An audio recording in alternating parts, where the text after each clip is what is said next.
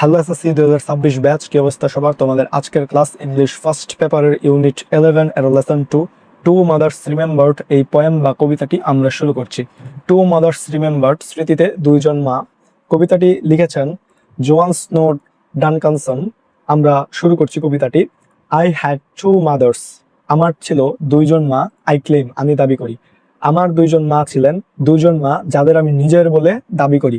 এখানে কবি যা বোঝাতে চেয়েছেন সেটি হলো, কবি এখানে তার মায়ের সুস্থ অবস্থা এবং অসুস্থ অর্থাৎ স্মৃতিভূম অবস্থার কথা বলতে গিয়ে দুইজন মা শব্দটি অবতারণা করেছেন। টু ডিফারেন্ট পিপল, দুইজন ভিন্ন মানুষ, ইয়েট উইথ, তবুও সাথে, দ্য সেম নেম, একই নাম। দুইজন ভিন্ন মানুষ, তবুও তাদের নাম ছিল কি? একই। মায়ের শারীরিক রূপ এক থাকলেও মানসিক পরিবর্তনের কারণে কবি তাদের আলাদা মানুষ হিসেবে দেখছেন।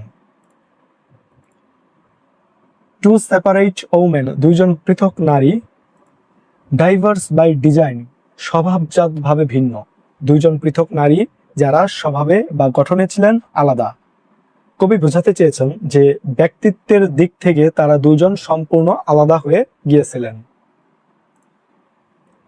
বাট আই লাভড, কিন্তু আমি ভালোবাসতাম, দ্যাম বোথ, তাদের উভয়কেই, বিকজ দে ওয়ার মাইন, কারণ তারা আমার ছিল।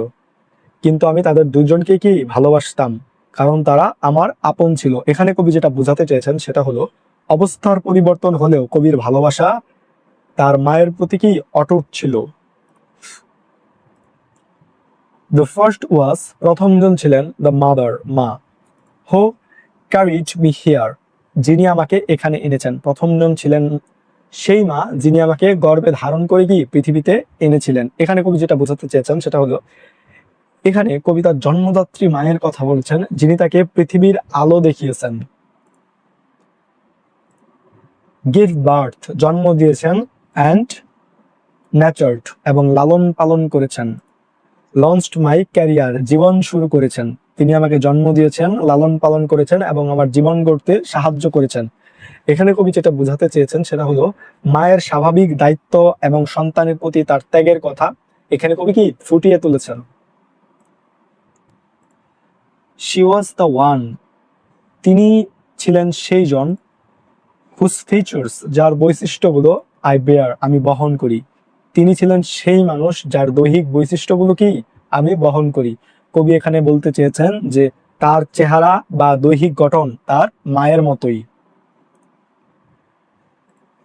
Complete with, সহপূর্ণভাবে।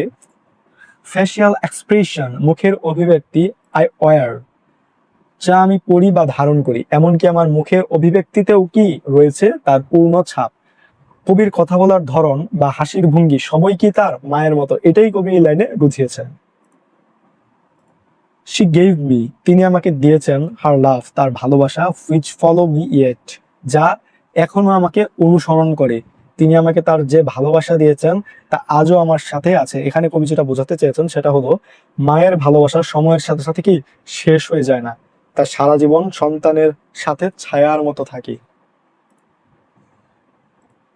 অ্যালং উইথ, সেই সাথে, দ্য এক্সাম্পলস, দৃষ্টান্ত বা উদাহরণ, ইন লাইফ শি সেইড, জীবনে যা তিনি ঠিক করে গেছেন। সেই সাথে জীবনের সেই সব শিক্ষা বা উদাহরণও আছে যা তিনি স্থাপন করে গেছেন।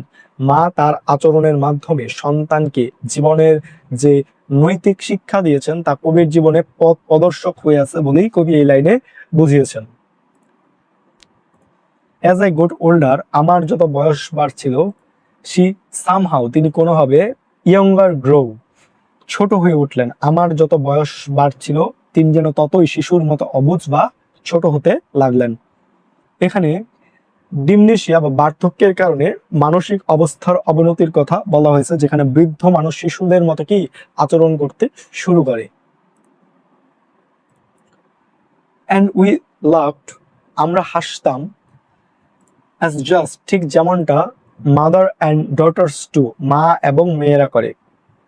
এবং আমরা মা মেয়েরা যেমনটা হাসাহাসি করে ঠিক তেমন ভাবেই হাসতাম। এখানে কবি যেটা বুঝাইছেন সেটা হচ্ছে, মায়ের পরিবর্তন সত্ত্বেও তাদের দুজনের সম্পর্ক হাসি খুশির মুহূর্তগুলা বজায় ছিল। তাদের দুজনের যে সম্পর্কে হাসি খুশির যে মুহূর্ত ছিল সেটা কি বজায় ছিল। বাট দেন কেম, কিন্তু তারপর এলো, দ্য টাইম, সেই সময়, মাইন্ড ক্লাউডেড, মন আচ্ছন্ন হলো, কিন্তু তারপর এমন এক সময় এলো যখন তার স্মৃতিশক্তি বা মন আচ্ছন্ন হয়ে গেল। এখানে ডিমেনশিয়া বা স্মৃতিভ্রম রোগের কথা বলা হয়েছে, যেখানে মানুষ সব ভুলে যেতে শুরু করে।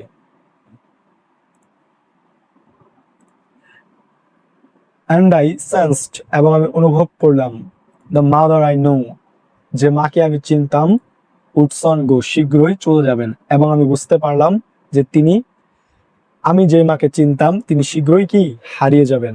এখানে কবি যেটা বোঝাতে চেয়েছেন লাইনের মাধ্যমে সেটি হলো, মা বেঁচে থাকলেও তার আগের ব্যক্তিত্ব এবং স্মৃতি হারিয়ে যাওয়ার আশঙ্কা কবি অনুভব করছেন।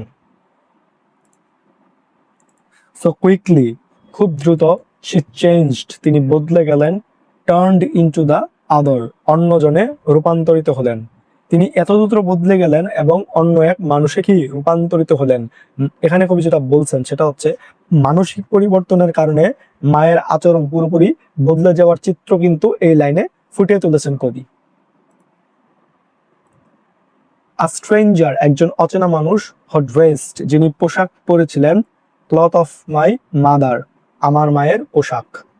একজন অপরিচিত মানুষ যিনি কেবল আমার মায়ের পোশাক পরেছিলেন। এখানে কবি যেটা বলছেন সেটা হচ্ছে মায়ের শরীরটা একই থাকলেও তার ভেতরের মানুষটি এখন কবির কাছে কি একদম অচেনা মনে হচ্ছে।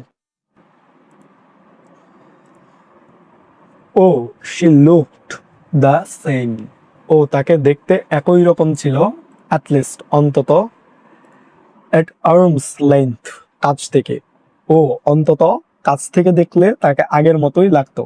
অর্থাৎ কবি বলছেন যে বাহ্যিকভাবে মাকে চিনতে পারা গেলেও মানসিকভাবে তিনি আর আগের মা নেই। বাট নাও, কিন্তু এখন, শি ওয়াজ দ্য চাইল্ড, তিনি ছিলেন শিশু, আই ওয়াজ হার স্ট্রেংথ, আমি ছিলাম তার শক্তি। কিন্তু এখন তিনি হয়ে গেলেন অবুঝ শিশু, আর আমি হলাম কি তার সাহারা বা শক্তি। এখানে কবি বলছেন যে শৈশবে মা যেমন আগলে রাখতেন, বার্ধক্যে এসে সন্তানকে সেই ভূমিকা পালন করতে হচ্ছে। ওয়েট কাম, আমরা এসেছি, ফুল সার্কেল, পূর্ণবৃত্ত বা চক্র, উই ওম্যান থ্রি, আমরা তিনজন নারী, আমাদের জীবন চক্রটি পূর্ণ হলো, আমরা তিনজন নারী। এখানে কবি বলছেন জন্ম থেকে মৃত্যু পর্যন্ত জীবনের যে চক্র, যেখানে ভূমিকা বদলে যায়, সেটি এখানে বোঝানো হয়েছে। মাই মাদার, দ্য ফার্স্ট, আমার প্রথম মা, দ্য সেকেন্ড, দ্বিতীয় জন, অ্যান্ড মি, এবং আমি, আমার প্রথম মা, দ্বিতীয় মা এবং আমি, এই তিনজন। এখানে কবি যা বলছেন সেটা হচ্ছে এখানে কবি সেই তিন নারীর চক্র পূর্ণ হওয়ার কথা বলেছেন, মা সুস্থ মা, মা অসুস্থ মা এবং কবি নিজে। অ্যান্ড ইফ, এবং যদি, মাই ওন চিলড্রেন, আমার নিজের সন্তানেরা, কেম টু এ ডে, একদিন আসে, এবং যদি আমার নিজের সন্তানেরাও ভবিষ্যতে এমন একদিনের মুখোমুখি হয়। কবি ভবিষ্যতের কথা বলছেন যখন তিনি নিজে বৃদ্ধ হবেন এবং তার সন্তানেরাও একই পরিস্থিতির মধ্য দিয়ে তাদেরকে যেতে হবে। হোয়েন এ নিউ মাদার, যখন নতুন মা কেমস আসে, দ্য ওল্ড গোস অ্যাওয়ে, পুরনো জন চলে যায়। পুরানো জন কি চলে যায়, যখন একজন নতুন মায়ের আবির্ভাব হবে আর পুরানো মা হারিয়ে যাবে। কবি এখানে বুঝাতে চেয়েছেন মা হিসেবে কবির নিজের ব্যক্তিত্ব পরিবর্তনের সময়ের কথা বলছেন তিনি। I did ask of them, আমি তাদের কাছে চাইব, নাথিং, কিছুই না, আমি তাদের কাছে চাইবো কি কিছুই না, দ্যাট আই ডিডন্ট ডু, যা আমি করিনি। তখন আমি তাদের কাছে এমন কিছু আশা করব না যা আমি আমার মায়ের জন্য করিনি। এখানে কবি যা বলছেন সেটা হচ্ছে কবি তার সন্তানদের বলছেন যে তিনি তাদের কাছে সেই সেবাই আশা করেন যা তিনি নিজে তার মায়ের জন্য করেছেন।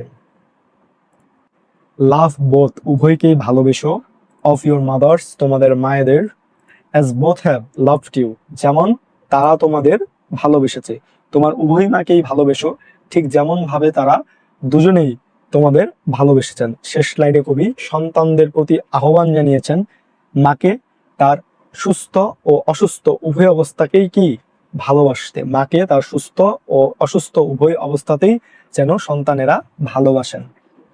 তো এই ছিল তোমাদের যে ইংলিশ ফার্স্ট পেপার এর ইউনিট 11-এর লেসন 2 টু মাদার্স রিমেম্বার্ড এই কবিতাটি তোমরা যদি কমেন্ট করো, এই কবিতা থেকে আমি তোমাদেরকে প্রশ্নগুলো পড়িয়ে দিতে পারি। তোমাদের সকলের জন্য শুভকামনা রইল। ধন্যবাদ সবাইকে।